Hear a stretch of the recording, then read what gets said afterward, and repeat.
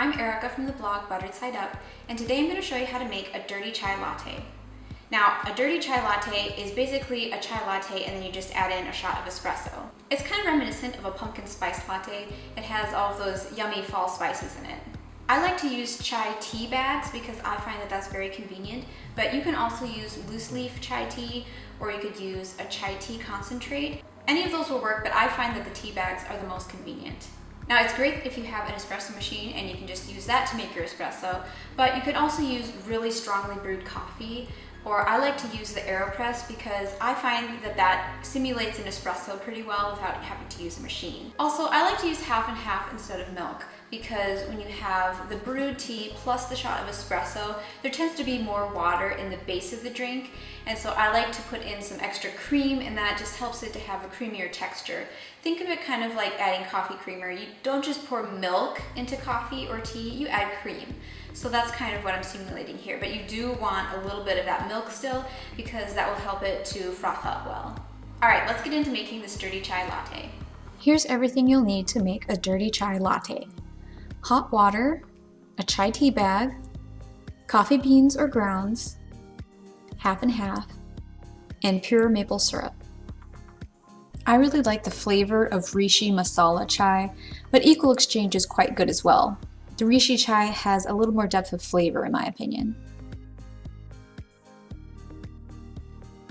Place the tea bag in a mug. Bring a kettle of water to a boil. Pour 3 tablespoons of boiling water over the tea bag in the mug. Put a plate on top of the mug to trap the heat inside while the tea steeps. Now it's time to make the coffee. I'm going to show you how to do it with an AeroPress.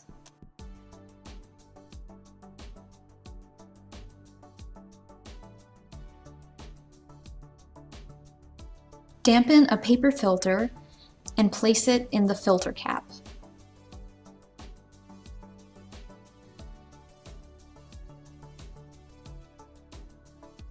Screw the filter cap onto the AeroPress chamber.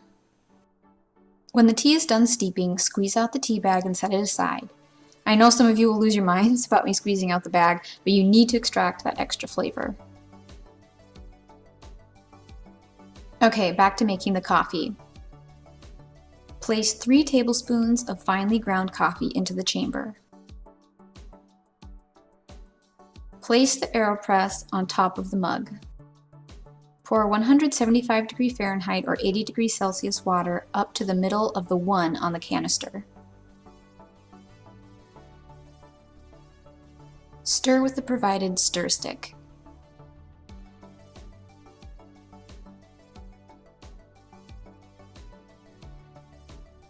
Plunge the AeroPress down, going all the way down to the coffee grounds and pressing on them with the plunger. I know, that isn't exactly by the book, but it works for me. Add 1 to 2 teaspoons of maple syrup to the mug or to taste. Now it's time to froth the half and half. Heat 2/3 cup of half and half over the stove to about 150 degrees Fahrenheit or 65 degrees Celsius. Pour the half and half into a hand pump milk frother and pump for about 10 seconds. This can also be done with a whisk, handheld stick frother, blender, etc.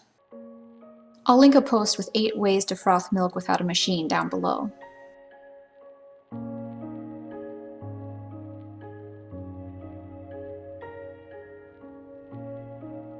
Now just pour the frothed milk over the coffee and tea, and you've got yourself a dirty chai latte.